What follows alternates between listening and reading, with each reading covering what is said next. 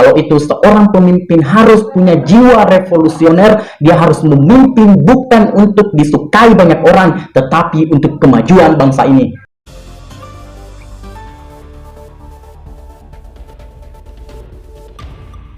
Sejak kecil kita mengenal ibu kota Indonesia adalah Jakarta.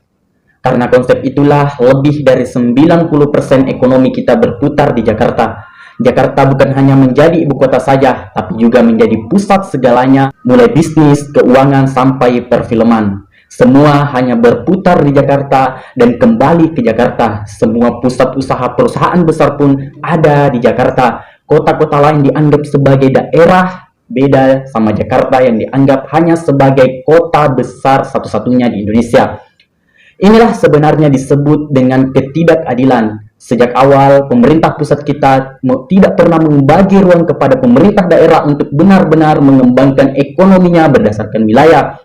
Beda dengan Amerika misalnya, yang membagi ruang ekonominya per wilayah berdasarkan kebutuhan mereka. Contohnya, untuk berjudi misalkan ke Las Vegas di Nevada. Mau buat film, silahkan ke Hollywood di California. Mau buat startup, silahkan pergi ke Silicon Valley juga di California. Pusat keuangannya di Wall Street, New York, semua benar-benar ditata dan infrastrukturnya dibangun sesuai dengan kebutuhan mereka. Indonesia ini berbeda.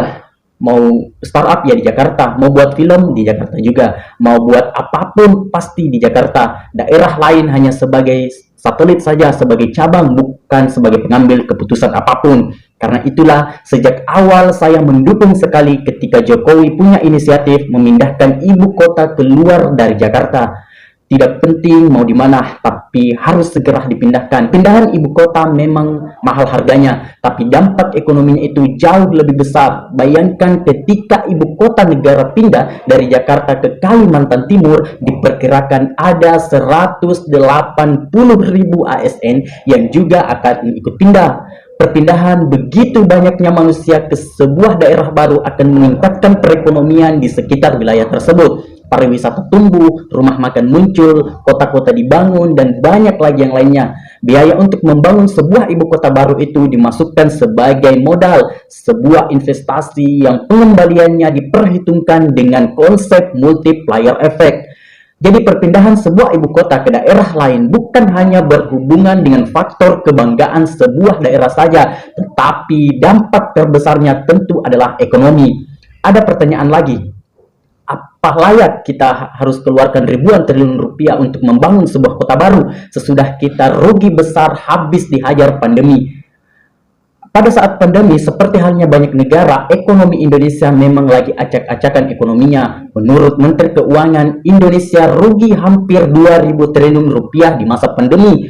Tetapi kerugian itu kan tidak bisa didiamkan begitu saja. Justru ketika ekonomi sedang terhambat karena ada kejadian yang luar biasa, pembangunan harus terus dijalankan. Kalau perlu buka yang sebesar-besarnya, pembangunan itu berhubungan dengan penyerapan tenaga kerja. Ratusan ribu tenaga kerja itu harus cari makan. Ketika mereka punya pendapatan, punya pekerjaan, maka pendapatan ini akan berputar ke sektor ekonomi lain. Mereka bisa ngekos, mereka bisa tetap beli makan di warteg, mereka tetap bisa gunakan transportasi. Jangan malah ketika pandemi, ekonomi kita berhenti dengan alasan penghematan.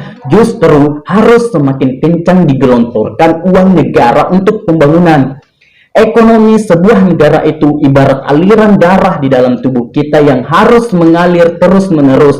Kalau berhenti, pasti tubuh kita mati. Seandainya kapasitas darah kita berkurang, manusia butuh transfusi darah. Begitu juga dengan ekonomi dalam sebuah negara. Ketika dihajar oleh pandemi, kita harus berhutang. Berhutang ini harus disalurkan dalam bentuk pembangunan supaya tercipta lapangan pekerjaan, supaya serapan tenaga kerja terjaga dan saluran ekonomi ke masyarakat sekitar tetap bisa berjalan. Lagian untuk membangun ibu kota baru, kita juga tidak bergantung sepenuhnya dari uang negara. Kalaupun ada uang negara yang dipakai, itu buat modal awal supaya bisa mengundang investasi asing masuk. Dan investor asing pertama yang mau masuk adalah dari negara Uni Emirat Arab. Mereka mau memasukkan uang sebanyak 145 triliun rupiah untuk pembangunan ibu kota baru, dan masuknya Uni Emirat Arab ini juga akan mengundang investor dari negara lain karena karakter investor itu adalah kepercayaan. Ketika ada investor masuk, maka mereka tentu akan percaya juga untuk memasukkan uangnya ke sana. Jadi membayangkan sebuah ibu kota baru, jangan melihatnya sekarang ketika proyek itu belum jadi, tapi lihatlah ke depan dalam waktu 2-30 tahun lagi. Ekonomi di sekitar Kalimantan Timur akan tumbuh pesat, infrastruktur akan dibangun besar-besaran untuk membuat mobilisasi. Samalah seperti dulu sebelum tahun 2000-an, kita melihat Tangerang hanya sebuah daerah saja. Sejak dibangun kota-kota baru di sana, Tangerang pun tumbuh menjadi kota metropolitan karena ekonomi sudah tersebar di sana. Seharusnya ada kesepakatan di DPR bahwa setiap 100 tahun sekali misalnya ibu kota negara harus pindah sebagai bagian pemerataan ekonomi di daerah.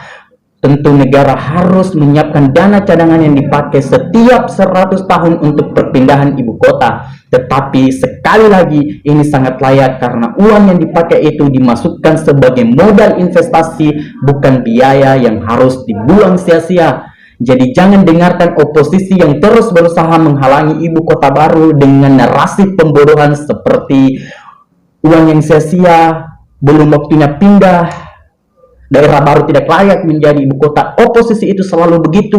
Mereka ketika memerintah saja ragu untuk membuat sebuah pilihan berani. Mereka mau bermain aman, mengeruk-ngeruk uang negara untuk kepentingan partai, sehingga ketika mereka berkuasa, perputaran ekonomi di Indonesia menjadi sangat lambat. Mereka harus berani mengambil keputusan yang revolusioner. Tidak ada perusahaan besar kalau mereka tidak berani mengambil keputusan revolusioner. Kalau itu seorang pemimpin harus punya jiwa revolusioner. Dia harus memimpin bukan untuk disukai banyak orang, tetapi untuk kemajuan bangsa ini.